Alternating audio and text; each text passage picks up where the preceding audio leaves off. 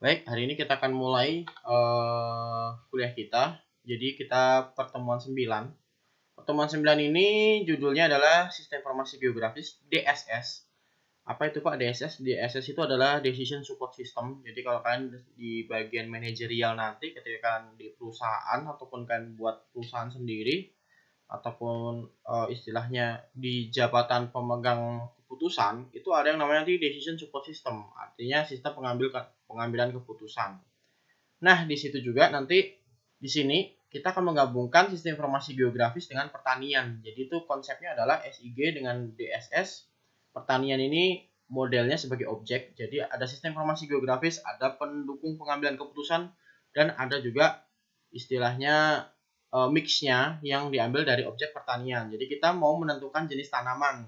Jadi tanamannya ibaratnya seolah tanaman ini apa nanti kalau berdasarkan kemiringan lahannya. Jadi cocoknya ditanamin apa, kemudian kalau misalnya mau digali itu berapa kali pengedukan. Nah, supaya kita nggak boros kalau misalnya sewa heksa dan sebagainya. Ini aplikasi yang saya kembangkan ketika dulu S2 dan kebetulan ikut juga di beberapa nominator dan juga jurnal. Jadi pertanyaan menggunakan adopsi metode linear programming. Nah, Pak, linear programming itu bukan pemrograman linear, bukan, tapi ini matematis linear programming. Nah, itu. Jadi hari ini saya akan jelaskan bagaimana alur kerjanya. Sebelum mungkin minggu depan saya akan lihatkan bagaimana aplikasinya bekerja ataupun nanti pengkodeannya bagaimana. Kita hanya lihat dari kulit-kulitnya saja. Karena kalau udah pengkodean itu memang biasanya jatahnya orang IT-nya. Tapi orang manajerialnya biasanya yang mencetuskan konsep ini lahir, nah itu. Oke. Dan berbasis digital image processing. Jadi berbasis pengolahan citra digital. Nah, sedikit review. Kemarin di pertemuan sebelum UTS, itu sebelum pembahasan juga, saya sudah menjelaskan bahwa misalnya inputnya nanti adalah sebuah gambar, foto ya. Foto lahan seperti ini. Kemudian kita lakukan adopsi linear programming. Berarti ibaratnya dikasih program linear, matematis. Kemudian kita hitung kemiringannya berapa. Jadi hanya dengan foto saja kita bisa tahu kemiringan lahan ini berapa. Apalagi kalau di Kalimantan tuh banyak lahan-lahan yang nggak sesuai ya. Jadi sebenarnya di ilmu teknik maupun informatika, TI, sistem informasi dan sebagainya itu memang kita lebih banyak mendalami objek. Tapi ketika kalian di manajerial, kalian tidak bisa melepas dari ini juga. Karena kan ke depan semua, bahkan sekarang semua berbasis teknologi kan. Kalian bisa lihat retail supermarket semua pakai teknologi, sistem kasir online dan sebagainya, maupun juga sistem-sistem yang lain. Nah, berikutnya, jadi kita perlu yang namanya wisdom. Wisdom ini adalah kebijakan ketika kita mengambil sesuatu, keputusan. Misalnya, kalau di bawah 15 derajat, dia masuk kategori miring apa, Pak? Nah, di atas 15 derajat, dia masuk kategori miring apa juga. Nah, itu. Selanjutnya, jadi ketika kita menentukan wisdom, itu dia menentukan kebijaksanaannya. Dalam artian, kalau bahasa Inggrisnya kan wisdom kebijaksanaan. Di Indonesia ini artinya lebih ke ini. Keputusan apa yang diambil oleh sistem cocoknya. Kalau misalnya di bawah 15 derajat, dia bukan sebagai lahan yang miring. Nah, itu misalnya. Ataupun di lahan dengan di atas 15 derajat, dia sudah pasti miring. Nah, perlu reboisasi dan sebagainya. Ataupun perlu pemerataan lahan. Nah, ini. Kemudian, kita bisa tahu ini dengan apa? Dengan pengolahan citra digital. Nah, penggabungannya kemarin. Nah, selanjutnya kita bisa tahu kalau ini untuk memudahkan lebih ke real pertanian. Kalau pertanian itu yang sering saya tahu itu beberapa, jadi banyak kontraktor dan sebagainya ketika menggali lahan itu dia mensia-siakan kesempatan. Dalam artian sewa gekunya mahal, alat beratnya mahal, tapi tiba-tiba lahan itu nggak jadi digali karena ini masih layak sih istilahnya, ataupun ini terlalu curam, ataupun misalnya ini bisa ditanamin apa-apa dan sebagainya. Ini sebenarnya bisa dengan pengambilan keputusan ini kita bisa mempermudah. Nah, itu jadi konsepnya aplikasinya ada aplikasi ini adalah itu. Bagaimana kalau kita lihat bangunan tanah seperti ini kalau mau diratakan berapa derajat ya? Nah, perlu penimbunan berapa kali ya atau dikeduk berapa kali ya? Dan cocoknya ketika model ini ditanami apa ya? Nah, itu. Oke, nah itu akan kita bahas di pertemuan 9 ini. Oke. Jadi ada penambahan konsep. Yang pertama adalah wisdom artificial intelligence. Jadi itu sudah masuk di kategori artificial intelligence. Loh, kenapa Pak? Ibaratnya sistem sudah mendukung, ibaratnya hanya dengan gambar dia bisa mengakses bahwa ini gambarnya berapa miring kemiringan derajatnya. Nah, itu. Wisdom sebagai sistem pakar juga sudah masuk di sini, ataupun DSS, Decision Support System. Pak, bedanya sistem pakar dan DSS apa? Jadi sistem pakar itu istilahnya perwakilan dari sebuah pakar. Misalnya dengan sistem pakar kita bisa tahu bahwa lahan ini sudah harusnya ditanamin apa. Nah, itu sistem pakar. Lahan ini harusnya ditanamin jagung, Pak. Itu sistem pakar karena menurut ahli kan. Kalau DSS itu pengguna bisa mengakses atau bisa bukan mengakses ya, bisa mengubah nilainya. Misalnya saya pengen ini saya bikin rata atau bikin landai tanahnya, berapa kali pengedukan, atau saya pengen lahan ini ditanamin singkong nantinya, itu perlu berapa kali pengedukan. Itu decision support system. Jadi beda ya, decision support system dengan sistem pakar. Itu dua hal yang berbeda. Kalau ada dosen TI yang bilang ataupun orang TI bilang sistem pakar dan DSS sama, itu sebenarnya berarti dia belum ngerti konsepnya. Nah, kemudian di sini ada juga sisi inovasinya. Jadi yang tadi artificial intelligence kita bisa menentukan kemiringan lahannya berapa derajat. Kemudian ada sistem pakarnya, kita menentukan normalisasi lahan. Jadi ibaratnya kalau kita tentukan itu lahan ini perlu normalisasi nggak? Lahan ini terlalu curam nggak? Lahan ini sudah datar atau belum? Nah itu. Kemudian decision support system. Pengguna berhak menentukan kriteria jenis tanaman yang hendak ditanam. Nah, misalnya kita mau nanam jagung dari lahan yang curam, ini perlu berapa kali pengedukan atau pemerataan, atau misalnya sudut pengedukan lahannya kalau misalnya kita pakai alat berat. Nah, jadi setelah saya cari beberapa, itu ada klasifikasi jenis. Kalau tanah datar, itu ternyata cocoknya ditanami oleh sayur daun, misalnya sawi, kangkung, selada. Kalau tanah agak landai, itu ternyata dengan kemiringan 3-8%, itu cocoknya ditanami umbi, wortel, kentang. Kemudian kalau tanahnya landai, itu cocoknya ditanami jagung. Kemudian berikutnya kalau agak curam, itu dengan 15-30% dari tanah itu kemiringannya, dia tanamin kaktus. Kemudian 30-45% itu curam, sudah masuk kategori curam. Jadi kalau kalian sering menemui jalan yang 45 derajat itu sebenarnya udah curam, itu biasanya hanya bisa ditanami tanaman jenis bunga langka beberapa di tanahnya itu ya. Dan kemudian kalau 45 derajat 45% sampai 60% itu sudah sangat curam, itu biasanya ditanami kaliandra dan rumput-rumputan. Oke. Nah, lalu Pak yang 60% sampai 100%, nah ini berarti udah keterlaluan ya miringnya. Itu namanya terjal. Terjal ini biasanya ditanami bisa bambu, kayu jabon, nah gitu. Oke, ini saya ambil dari Puslim Tanak 2003. Jadi berarti kita tahu dulu berapa persen kemiringan yang sesuai undang-undang. Jadi kalau ke depan mau rekrut programmer ataupun bekerja sama dengan orang IT, pastikan ada model-model konsep bisnis yang kalian tawarkan itu sudah sesuai dengan undang-undang.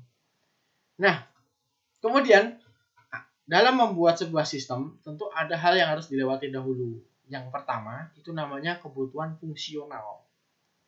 Nah, oke, ini tidak ada ya dengan yang kemarin waktu bendera-bendera objek itu ya ataupun pembagian wilayah. Nah, di sini ada detail kenapa Pak? Karena ini resminya begini harusnya. Kalian membuat create develop system untuk perusahaan kalian nanti atau meminta rekrut berapa ahli IT, yang benar seperti ini konsepnya. Jadi yang pertama kita tentukan dulu kebutuhan fungsionalnya apa. Fungsional ini apa supaya tidak disalahgunakan atau tidak melenceng dari perjanjian di awal. Biasanya orang bikin sistem udah jadi nih, katakanlah sistem deteksi penyakit pada mata. Tiba-tiba dengan enaknya pemilik itu pengen deteksi penyakit pada jantung dengan sistem yang sama. Nggak bisa seperti itu. Oke? Jadi itu sebenarnya ada yang namanya pembagian di bagian pertama yaitu kebutuhan fungsional. Penggunanya siapa? Di sini saya tentukan konsultan pertanian, petani, dan peneliti bidang pertanian. Lupa apa hubungannya sama sistem informasi geografis? Berhubungan dong. Karena objek kita adalah lahan pertanian. Pertanian merupakan bagian dari geografis. Geografis yang di sini kita pakai sistem informasi. Berarti berhubungan semua ya. Nah, kebutuhan penggunanya apa Pak? Nanti input gambar, kemudian deteksi kemiringan, perlu normalisasi lahan atau tidak. Mahal loh kalau kita bayar konsultan bisa mengetahui berapa kemiringan tanah ini. Saya nggak tahu sekali bayar berapa itu. Akhirnya dengan aplikasi kita bisa membuat ini lebih mudah. Normalisasi kalau sesuai keinginan user. Asalnya input gambar berarti dibuat binarisasi, grayscale. Kemudian deteksi kemiringannya. Kita pakai metode linear programming. Nah, ini. Jadi linear programming adalah nilai untuk menentukan nilai paling maksimal. Jadi istilahnya pendekatan paling maksimal. Nanti akan saya bahas di satu sesi sendiri, mungkin minggu depan juga, yaitu sesi sendiri khusus bagaimana kita menghitung linear programming. Ini ada perhitungannya, nanti kita belajar bersama-sama.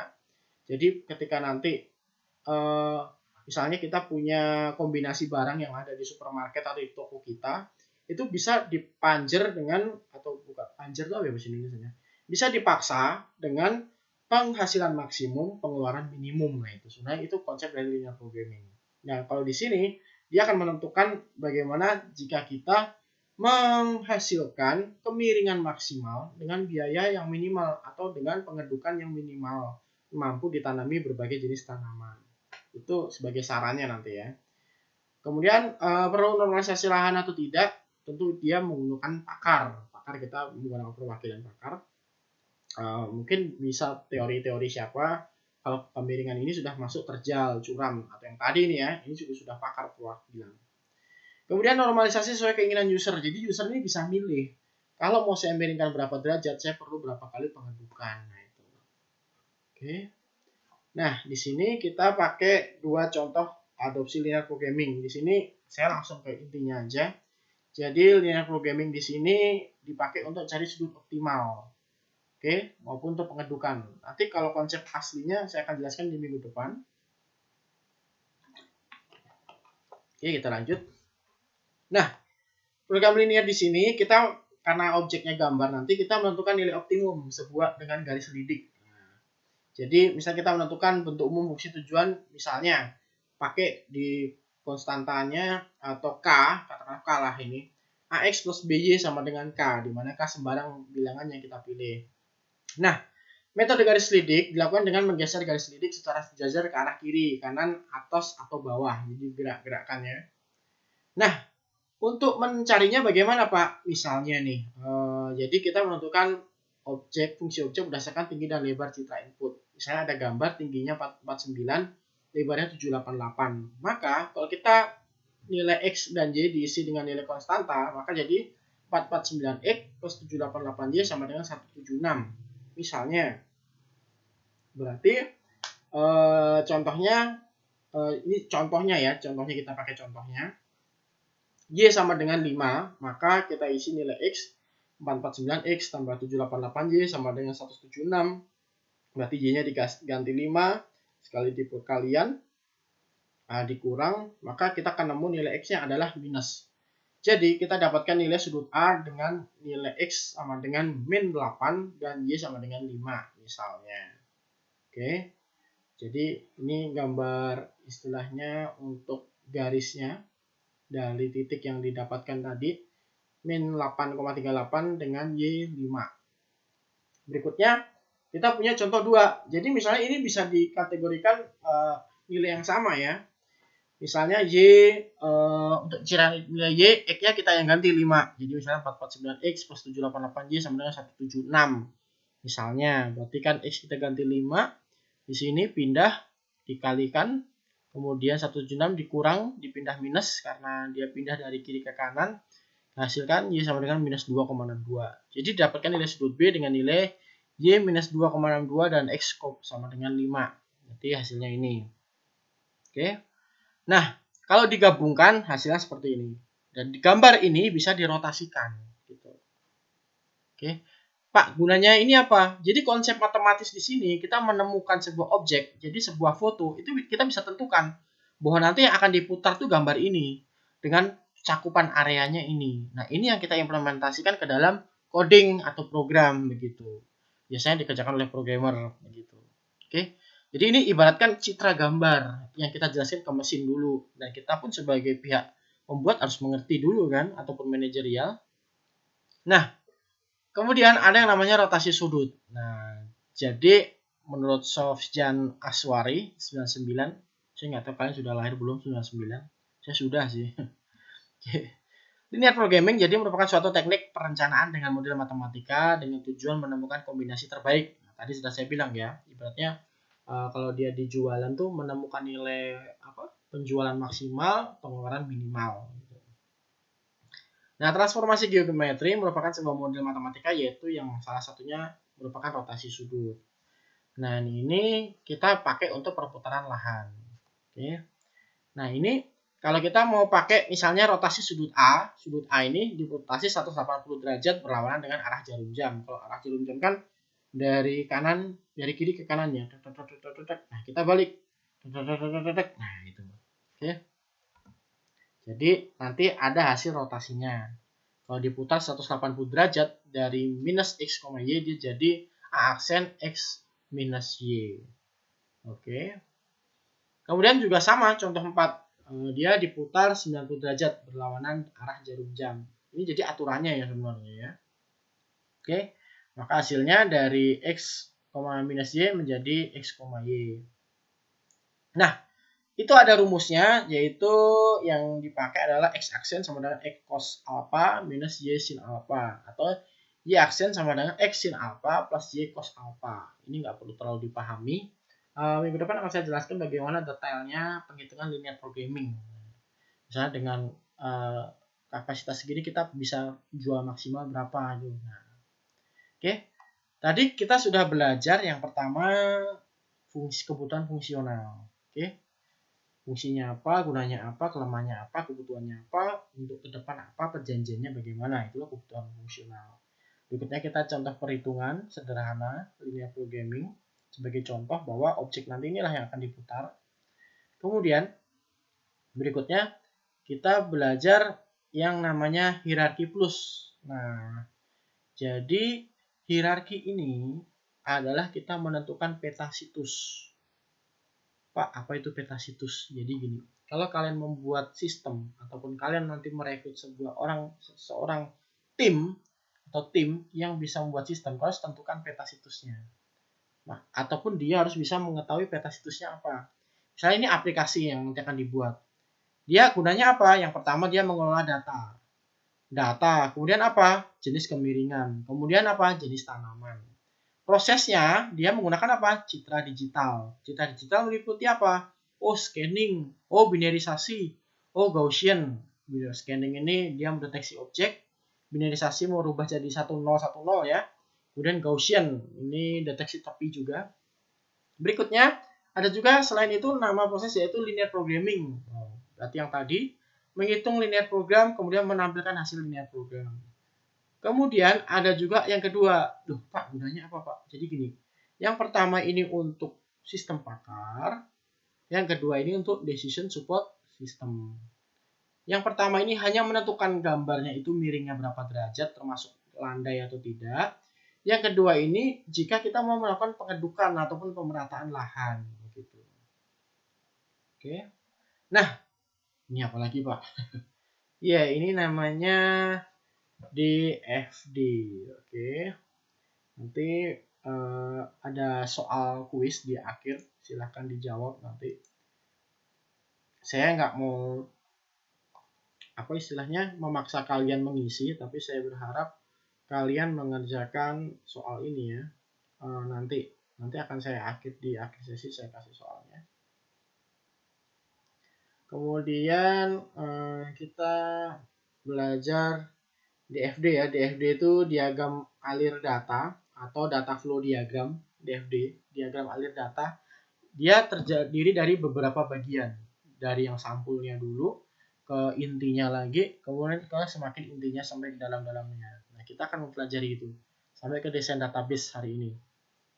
Nah, yang pertama, kita tentu menentukan dulu aplikasinya apa. Oh, aplikasinya adalah DSS atau Decision Support System untuk deteksi kemiringan lahan menggunakan sistem informasi geografis konsepnya.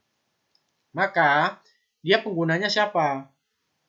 Penggunanya kan berarti konsultan, petani, dan pertanian. Istilahnya ataupun petani, konsultan, maupun peneliti. Apa yang didapatkan oleh konsultan ini sendiri? Yang didapatkan adalah dia dapat gambar input. Dia bisa masukkan, dia bisa milih jenis kemiringannya. Dia bisa tahu hasil outputnya juga. Baik binarisasi, Gaussian, ataupun informasi dia berapa miring derajat maksimal. Kemudian informasi hasil normalisasi, lahan ini miring atau tidak, itu bisa berhak mereka tahu. Data derajat kemiringan, jadi berapa persen sih kemiringan lahan ini? Nah, itu menggunakan model ini, DFD-nya ini. Jadi dia sebagai konsultan pertanian dan petani bisa berhak tahu dari aplikasi. Selain itu penggunanya siapa lagi? Yaitu admin sendiri kan pengelolanya. Admin ini ngapain? Dia memasukkan data tanaman, data jenis kemiringan, informasi kemiringan, informasi tanaman. Itu admin yang kelola. Melalui apa? Melalui back office biasanya aplikasi. Atau kalau di sini yang sederhana ya dari sistemnya langsung. Nah, dari situ tentu ada yang bekerja keras. Apa yang bekerja keras itu? Untuk dua ini namanya sistem. Sistem itu berarti dia mengelola hasil program, citra, linear programming, scanning, binarisasi, terus deteksi tepi, sama ya, baik untuk DSS maupun sistem pakarnya. Oke, jadi dari DFD kulit pertama, kita bisa menentukan apa? Kalau DFD tingkat pertama, data flow diagram pertama, nanti kalau ditanya, jadi kita bisa menentukan kebutuhan fungsionalnya dan juga hubungannya dengan sistem. Oke, berikutnya lagi, kita semakin dipecah-pecah lagi. Nah, biasanya kalau yang sudah ini berarti kita pecah konsep istilahnya proses yang ada di dalamnya apa di dalam sistem ini. Yang berhubungan dengan penggunanya baik admin maupun konsultan ataupun petani. Berarti apa? Yang pertama kita mengolah data master. Kenapa? Berarti kan data-datanya dimasukkan dulu kan, kemiringannya, informasi jenis tanaman, informasi tanamannya.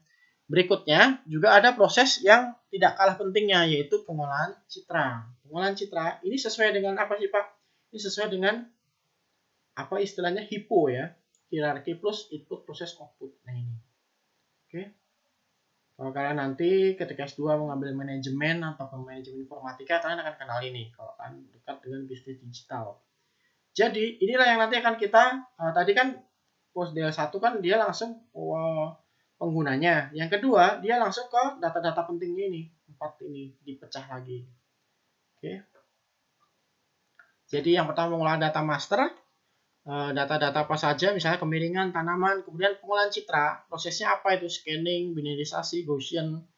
Oke. Kemudian ada juga linear programming. Setelah itu, linear programming ini ngapain? Dia bisa menentukan letak kemiringannya. Maksimalnya berapa. Kemudian kalau pengedukan berapa. Nilai maksimalnya berapa. Juga normalisasi. Jika lahan ini curam atau terjal, bagaimana jika kita menormalisasi? Berapa kali pengedukan yang harus dilakukan? Oke. Ini sudah masuk ke kulit nomor 2. Kulit 1 tadi konsepnya, penggunanya, sistemnya. Nomor 2 adalah proses yang ada di balik sistemnya. Ini baru sub-sub prosesnya. Terus detailnya lagi apa? Nah, selanjutnya adalah kita mengelola data masternya. Itu apa saja? Misalnya data jenis kemiringan, data tanaman, dimasukkan ke admin misalnya. Berikutnya lagi, kita juga bisa di dalam pengolahan citra, itu apa yang terjadi selanjutnya ya, berarti scanning, binarisasi, Gaussian. Berikutnya lagi, ada yang dilakukan adalah perhitungan linear programming. Nah ini juga yang nggak kalah pentingnya. Misalnya dia berarti menentukan jenis kemiringannya berapa derajat, dan kemudian ditampilkan hasil linear programnya berapa. Ini ke konsultannya sebagai pengguna ya. Dari proses lari ke sistem, sistem ditampilkan ke pengguna. Ini sudah ada 4 kulit. Kita kembali dari awal supaya nggak lupa. Jadi DFD adalah misalnya diagram flow diagramnya. Di sini alurnya penggunanya, apa saja proses hasilnya. Yang kedua adalah berikutnya detail-detailnya, detail awal sebelum ke subproses. Data master berarti kemiringan tanaman, pengolahan citra ini apa saja, linear programming dipecah lagi, normalisasi dipecah lagi. Hasilnya seperti ini. Oke, ini dari master data master, pengolahan data master. Berikutnya di pengolahan citra digitalnya apa saja yang dilakukan, scanning, binarisasi, Gaussian. Berikutnya lagi untuk linear programming apa saja proses yang dilakukan. Oh, dia mendeteksi objeknya, berapa kali pengedukannya, nanti misalnya hasilnya apa. Dan bagian endingnya itu bisa juga sama, tapi kan di sini yang untuk DSS yang tadi kan sistem pakar. Jadi yang di sini kita menentukan user kalau memasukkan berapa derajat itu nanti dia bisa hasilnya apa. Apakah tentang jadi lahannya landai ataupun lahannya tambah curam ataupun nanti cocok ditanamin palawija atau jagung begitu. Oke. Nah, selain itu, jadi kita tadi sudah mengerti DFD. Ini kalian bisa lebih cari lagi tentang DFD. Nah, DFD ini saya rasa tidak hanya sistem, tapi ketika kalian buat prototipe pun harus ada DFD-nya yang sekarang. Berikutnya, ada yang namanya database. Nah, database di sini saya pakai yang mudah saja, pakai database Access, Microsoft Access. Saya tentukan namanya siapa, terus istilahnya tanggalnya kapan untuk mengetahui derajat pengedukannya berapa, arah pengedukannya kemana. Misalnya ada sebuah lahan nih miring ke kanan, tentu dia kalau mau diratakan harus miring ke kiri kan arah pengedukannya dan sebagainya. Oke. Kemudian jenis tanaman ini saling terelasi, dan juga ini model database ya, model database sederhana. Jenis kemiringannya apa, tanamannya apa, hasil normalisasinya apa. Ini saling terkait. Oke. PK di sini primary key yang tidak boleh diubah. Contohnya apa yang nggak boleh diubah? ID kalian, misalnya ID sama di Sandibuana ya. Punya tanggal lahir, tapi tanggal lahir bukan primary key. Ya itu di ID ya biasanya. Oke. Nah, kita masuk ke tahap berikutnya yaitu flowchart-nya. Nah, flowchart-nya ini gambar kasarnya dulu. Nah, ini sebelum kita ke yang lebih kasarnya lagi. Oke, tenang aja, ini kan kita pelajari besok. Yang pertama adalah kita mulai dulu, kemudian input gambar lahan.